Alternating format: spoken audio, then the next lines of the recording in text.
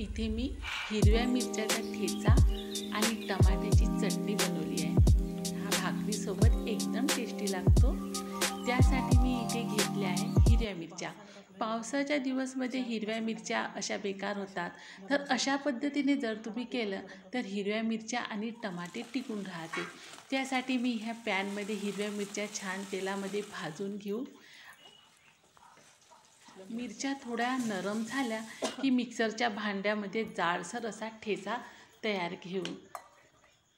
आता हा जाडसरच तयार करायचा आहे।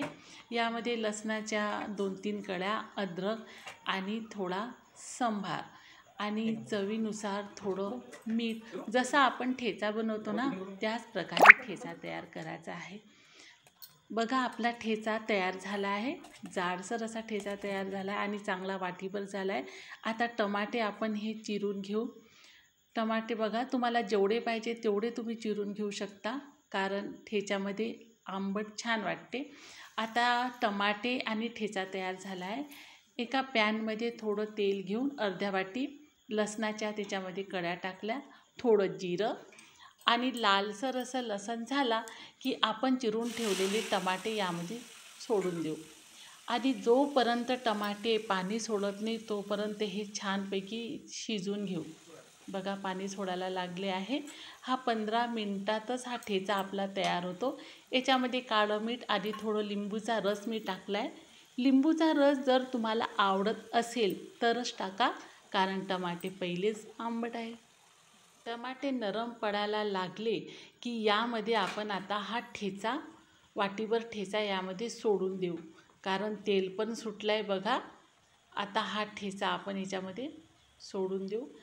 वाटीभर ठेचा आणि टमाटे हे तुम्हाला 1 महिना हा ठेचा तुम्हाला सहज पुरतो आणि तुम्हाला धापोडी, आलूचे परोठे सोबत टेस्टी लागते। तुम्ही नक्कीच करून बघा, तुम्हाला नक्कीच आवडेल। टिकाऊ आणि छान टेस्टी आहे। बघा आता ठेचा आणि टमाटे एकजीव झाले आहे, तुम्ही बघू शकता। आता थोडा वेळ आपण अजून त्याच्यामध्ये वाफ काढू। टमाट्याचं पाणी पूर्ण सोकून त्याने तेल सोडलं आहे बघा, किती छान आणि कलर पण छान आला आहे, तुम्ही पाहू शकता। आता आपण हा ठेचा एका प्लेटमध्ये काढून घेऊ, म्हणजे थंड होण्यासाठी थोडा वेळ प्लेटमध्ये काढून घेऊ।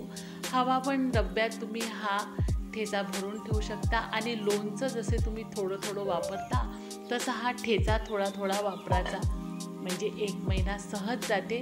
तुम्ही नक्कीच करून बघा। तुम्हाला आवडली असेल तर लाईक करा, सबस्क्राईब करा आणि एक वेळा नक्की करून बघा। धन्यवाद।